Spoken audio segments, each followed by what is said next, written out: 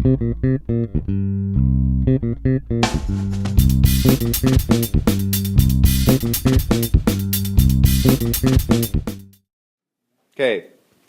step one, what do I do first?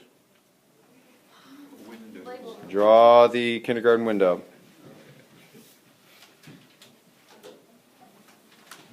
And I'm going to put boy jeans here, and I'll put girl jeans over on this side, and I'll put the two alleles of each parent. I'll put one allele there and one allele there. The alleles that mom has, I'll put them there and there, and then I'll figure this out. How do I tell which alleles the parents have? I have to know words like heterozygous, so a heterozygous female. If she's heterozygous, what does that mean she has for her two alleles? Both. She's got one dominant and one recessive. So when I go to set up my little window here, I will represent it with, did I tell you what letter to use? No, but we should use one letter. So if I'm looking at the hair color gene, what letter should I use? Q. H. I can use H. I could use Q if I wanted to. The only letters I want you to avoid for right now are X and Y, but you really could pick any letter you want to represent one gene. But I'm going to pick H because it goes with hair, because why not? So she's got one big H, she's heterozygous, so she would also have a little h.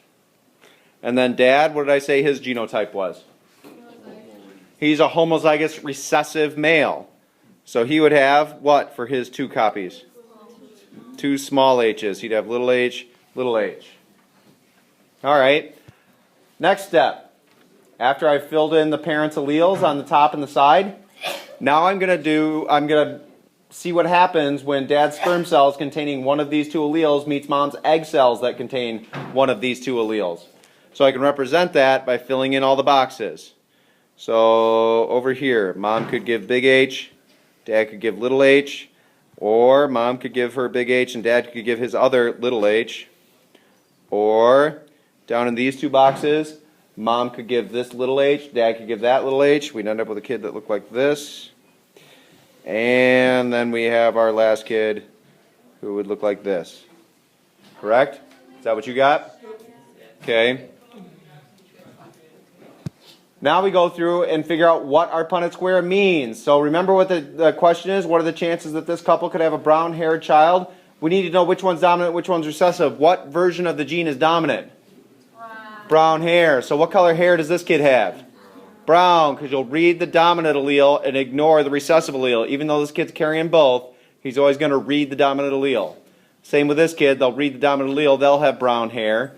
How about this kid? Do they have brown hair? That's a blonde-haired kid. And that? Blonde-haired kid.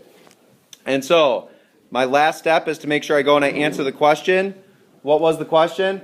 What are the chances this couple could have a brown-haired kid? What are the chances? 2 out of 4 squares are brown there, which is equal to 1/2. Again, if you don't reduce for right now, I don't care. I want to see that you can do it. Am I done answering it? Nope. I still have to actually answer the question. Chance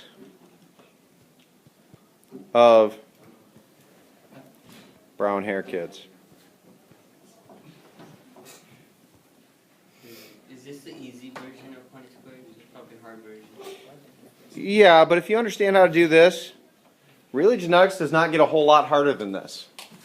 Like I said before, Mendelian genetics describes how like 90% of your genes work, and the 10% that are weird, it's really just kind of minor hiccups as to why the weird genetics are weird.